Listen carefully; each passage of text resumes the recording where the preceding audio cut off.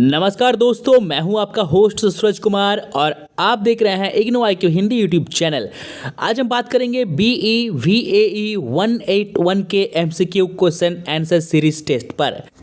आज हम बात करेंगे इकाई 8 यानी जैव विविधता, खतरे और संरक्षण। इस चैप्टर में जितने भी MCQ है उस MCQ पर आज हम लोग जो है वो डिस्कस करेंगे और आपको सारे MCQ क्वेश्चन का आंसर बताएंगे।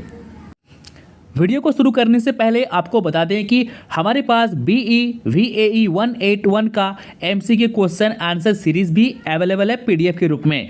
तो अगर आपको ये MCQ क्वेश्चन आंसर का PDF लेना है तो नीचे दिए गए नंबर पर फ़ोन करके या WhatsApp पर मैसेज करके आप जो है अपना PDF ले सकते हैं। साथ ही साथ जूम क्लास भी इसके लिए अरेंज किया गया है बैक वालों के लिए। तो अगर आपको जूम क्लास भी ज्वाइन करना है तो भी आप जो है हमें मैसेज या फ़ोन कर सकते हैं। तो आइए बिना किसी देरी के शुरू करते हैं आज का हमारा ये टॉपिक यूनिट 8 जैव विविधता।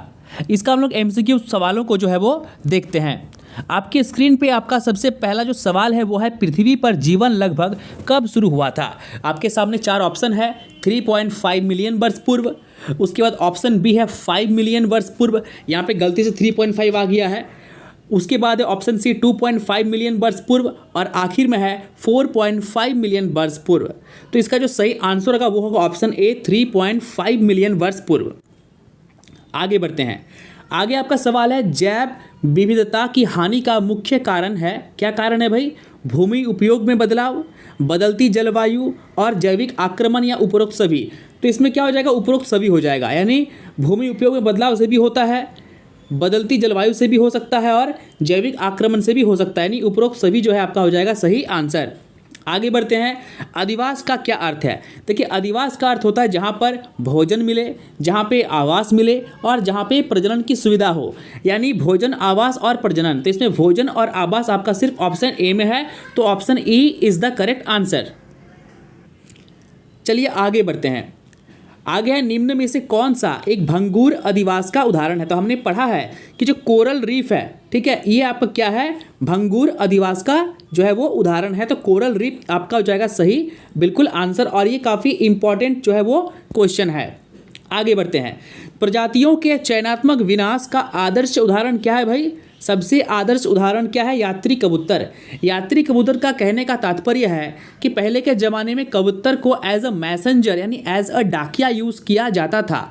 डाकिया बोले तो कबूतर के पैर में कोई लेटर या कोई संदेश हम लोग बांध देते थे और उस कबूतर को हम लोग उड़ा देते थे। उस कबूतर जो है उसको अपने डेस्टिनेशन पे पहुंचा दिया करता था। तभी के टाइम पे सोशल मीडिया नहीं था, तभी के टाइम पे पोस्ट ऑफिस नहीं था, कोई टेलीफोन वगैरह नहीं था, दूरसंचार नहीं था। तो यात्री कबूतर ही एकमात्र जो है वो जरिया था संदेश को एक स्थान से दूसरे स्थान तक पहुंचाने में। तो यात्री कबूतर इज द करेक्ट आंसर अगर ये सवाल पूछे तो।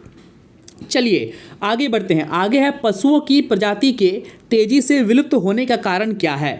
अधिवास की हानि, शिकार, वन्य जीवन से अत्यधिक दोहन, पशुओं को पालतू बनाना। तो सबसे अधिक जो है ना, सबसे अधिक क्या है, कारण क्या है? वो अधिवास की हानि है। अधिवास मतलब क्या? मैंने पहले कहा है जहाँ पे भोजन हो, जहाँ पे आवास हो और जहाँ पे प्रजनन की सुविधा हो। अगर तीनों ही नहीं रहेगा तो क्या हो जाएगा? आपका जो प्रजाति है वो विलुप्त हो जाएगा। तो option A is the correct answer. चलिए, गेंडे का शिकार किस प्रकार का गेंडे का जो शिकार होता है वो किसके लिए होता है? सिर्फ और सिर्फ व्यवसाय के लिए होता है। आप जानते हैं कि गेंडा का जो सींग होता है ना, उस सींग का बहुत ज़्यादा प्राइस होता है। ब्लैक मार्केट में सींग को जो है वो बेचते हैं, ठीक है, घर में सजाने के लिए या आभूषण बनाने के लिए। तो गेंडे का शिकार किया जाता है सींग के लिए, बेचने के लिए। तो वो क्या हो जाएगा? वो हो जाएगा आपका वाणिज्यिक शिकार। Option A is the correct answer. Alien प्रजाति जो त्वचा में जलन पैदा करती हो, क्या है भाई? हमने पढ़ा है कांग्रेस खरपतवार। क्या पढ़ा है हमने? कांग्रेस खरपतवार। इनमें से जो है वो जलकुंभी जो है वो भी खरपतवार है, मैसेक्यूट भी खरपतवार है और कांग्रेस खरपतवार भी है। तो कांग्रेस खरपतवार का रीज़न क्या है भाई? ये क्या करता है? त्वचा में जलन को पैदा करता है। आगे बढ़ेंगे। यथास्थल संरक्षण का क्या अर्थ है? देखिए, यथास्थल संरक्षण का अर्थ है उसी स्थल पर संरक्षण। यानी मान लीजिए कोई जंगल है, यहाँ पे कोई शेर है, ठीक है, कोई टाइगर है, आई बात समझ में? टाइगर है, तो इस टाइगर का संरक्षण हम लोग उसके उसी स्थान पे करेंगे, इसे कहते हैं यथास्थल संरक्षण। आगे बढ़ेंगे। प्रथम वन्य जीव अभ्यारण्य कब स्थापित किया गया? तो जो प्रथम वन्यजीव अभयारण्य है इसका आंसर जो है ना आपको कमेंट सेक्शन में देना है। ये आपके लिए होमवर्क है और इस होमवर्क का आंसर आपको खुद जो है वो देना है। इसका आंसर मैं बिल्कुल नहीं बताने वाला। चलिए आगे बढ़ेंगे। बाघ परियोजना को कब आरंभ किया गया? तो बाघ परियोजना को कब आरंभ किया भाई, जल्दी से कमेंट में अपना आंसर दे दीजिए। उसके बाद नहीं आपसे होगा तो मैं बिल्कुल इसका आंसर दूंगा। तो इसका सही जो आंसर होगा वो होगा 1 अप्रैल 1973 को बाघ परियोजना को आरंभ किया गया। चलिए आगे बढ़ते हैं। भारत में कुल कितने जीवमंडल भंडार हैं? तो भारत में कुल कितने जीवमंडल भंडार है भाई? तो 18। भारत में कुल 18 जीवमंडल भंडार हैं, इसको आप याद कर लीजिएगा। आगे बढ़ते हैं। निम्न में से कौन अनुवांशिक बीमा देता है? कौन देता है भाई अनुवांशिक बीमा? तो वो आपका आंसर हो जाएगा ऑप्शन सी, बीज बैंक। बीज बैंक देता है अनुवांशिक बीमा। चलिए आगे बढ़ते हैं।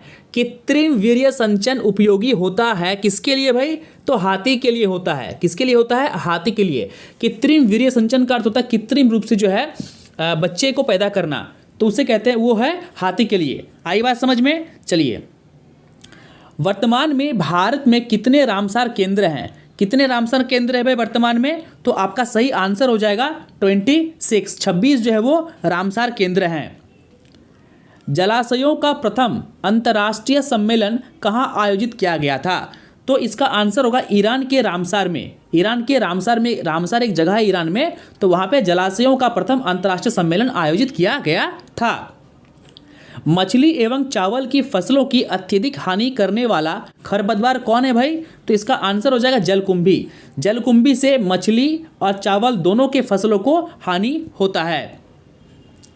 निम्नलिखित में से कौन सी जैव विविधता हॉटस्पॉट का मुख्य विशेषता नहीं है? यानी ऐसा कौन सा जो इसमें विशेषता है वो जैव विविधता हॉटस्पॉट का विशेषता नहीं है?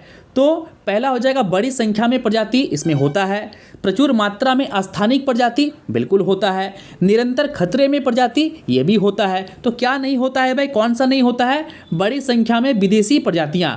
जब स्थानीय प्रजातियां पाई जाती है यहाँ पे अधिक मात्रा में, तो विदेशी का कोई जो है जगह नहीं है। तो ऑप्शन डी आपका हो जाएगा करेक्ट आंसर। आई बात समझ में? आगे बढ़ते हैं। भारत के निम्नलिखित क्षेत्र में से कौन सा एक जैव विविधता हॉटस्पॉट है? कौन सा है भाई जैव विविधता? इसमें पश्चिमी घाट, पूर्वी घाट, गंगा मैदान, सुंदरवन और ये। तो आपका सही आंसर जो है वो हो जाएगा ऑप्शन बी, पश्चिमी घाट जो है क्या है वो जैव विविधता हॉटस्पॉट का एक केंद्र है। चलिए निम्नलिखित भारत में निम्नलिखित में से किस पारिस्थितिक तंत्र में अधिक जैव विविधता पाई जाती है? तो इसमें आपका सही जो आंसर है वो हो जाएगा प्रवाल भित्तियां। चलिए आगे बढ़ते हैं। भारत में निम्नलिखित में से किसमें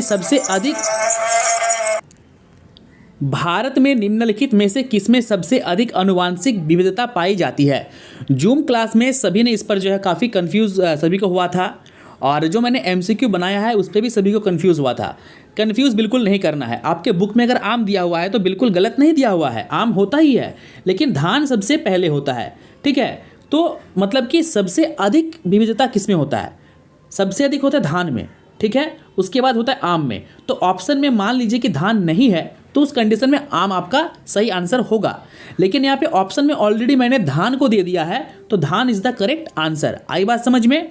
चलिए इसी के साथ जो आपका यूनिट 8 का एमसीक्यू था वो हो गया कंप्लीट। अगर आपने अभी तक जो है हमारे BEVAE 181 के जूम क्लास को ज्वाइन नहीं किया है तो जल्दी से आप जो है ज्वाइन कर लीजिए। और साथ ही साथ अगर आपने अभी तक एमसीक्यू क्वेश्चन सीरीज़ को परचेज नहीं किया है तो अभी आपके पास समय काफ़ी कम है, जल्दी से जल्दी जो है आप अपना एमसीक्यू क्वेश्चन सीरीज़ जो है वो ले लीजिए। उसमें एमसीक्यू के लगभग 300 सवालों को जो है हमने वो उस पर डाला है, उसी में से जो है आपसे एग्जाम में सवाल पूछा जाएगा।